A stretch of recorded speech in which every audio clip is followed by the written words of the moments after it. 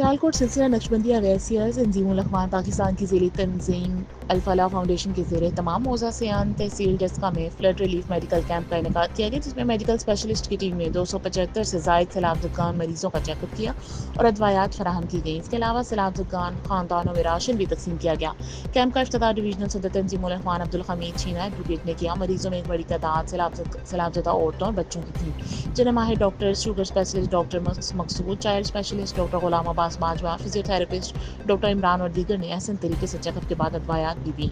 इस मौके पर इलाके की सियासी और समाजी शख्सियात का कहना था कि सियान जैसे दूर अफ्तादा मुकाम पर मेडिकल स्पेशलिस्ट की टीम ने मरीजों का चेकअप किया और अदवायात फराहम की। इसके लिए हम शेख सिलसिला नक्शबंदिया वैसिया अमीर तंजीमुल अखबार पाकिस्तान अब्दुल कदीर अवान के शुक्रगुजार हैं और कैंप इंतजामिया ने बहुत अच्छे इंतजाम किए। इसके लिए अहले इलाका अल-फलाह फाउंडेशन के ममनून और मशकूर हैं और उम्मीद करते हैं कि शेख सिलसिला आइंदा भी हमारे इलाके में इस तरह की फ्री मेडिकल सहूलत फराहम करेंगे। सैलाब-ज़ुकान मरीजों ने शेख सिलसिला और कैंप इंतजामिया को ढेर दुआएं दी।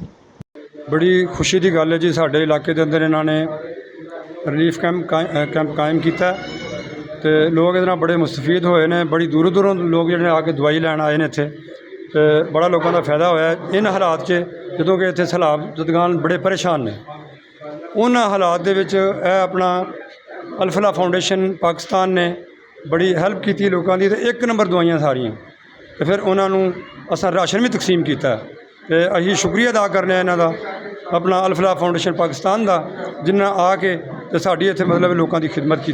अल-फलाह फाउंडेशन की तरफों इत्थे कैंप लगाया गया सनशाइन पब्लिक हाई स्कूल सियान दे विच ते अलहमदुलिल्लाह हज़ारां की तादाद च लोग आए ने, मुस्तफीद होए ने, लोगों को राशन दिता गया। ठीक है, तो बहुत ही अच्छा इकदाम है। तो यह अमीर साहब की तरफों अब्दुल कदीर अवान साहब उन्होंने तरफों एक खसूसी हिदायत सी कि यह जिहड़ा राशन है, यह जिहड़ियां दवाइयां ने गरीब लोगों के विच तुसीं तकसीम करनियां ने, गरीब लोगों को तुसीं देनियां ने ज़रूरतमंदां नूं। ते अलहमदुलिल्लाह उन्हां दे हुक्म के मुताबिक अमल करदे होए असीं लोगों के विच तकसीम नूं यकीनी बनाया। तो अल्लाह ताला जी उन्हां दी सेहत च, अमीर साहब की उम्र च बरकत अता फरमाए।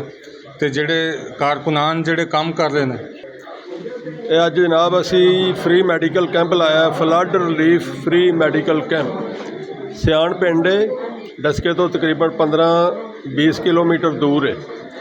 ਇਹ ਸੈਲਾਬ ਦੀ ਜ਼ਾਦੇ 'ਚ ਆਇਆ ਸੀ ਇਲਾਕਾ ਅਤੇ ਉਹਦੀ ਵਜ੍ਹਾ ਤੋਂ, ਸੈਲਾਬ ਦੀ ਵਜ੍ਹਾ ਤੋਂ ਇੱਥੇ ਬਿਮਾਰੀਆਂ ਵਬਾਈ ਮਰਾਜ਼ ਜਿਹੜੇ ਨੇ ਉਹ ਵੀ ਫੁੱਟੇ ਨੇ। ਅਤੇ ਬੜੇ special doctor, sugar specialist, heart specialist, blood pressure specialist, physiotherapist, ਕਾਬਲ ਤਰੀਨ ਡਾਕਟਰਾਂ ਦੀ ਇੱਕ ਟੀਮ ਇੱਥੇ ਆਈ और उन्हें फ्री चैकअप किया, फ्री दवाइयां दित्तियां ने, नाल मुस्तहक अफराद जिहड़े सन गरीब गुराबा उन्होंने राशन भी तकसीम किया गया अलहमदुलिल्लाह।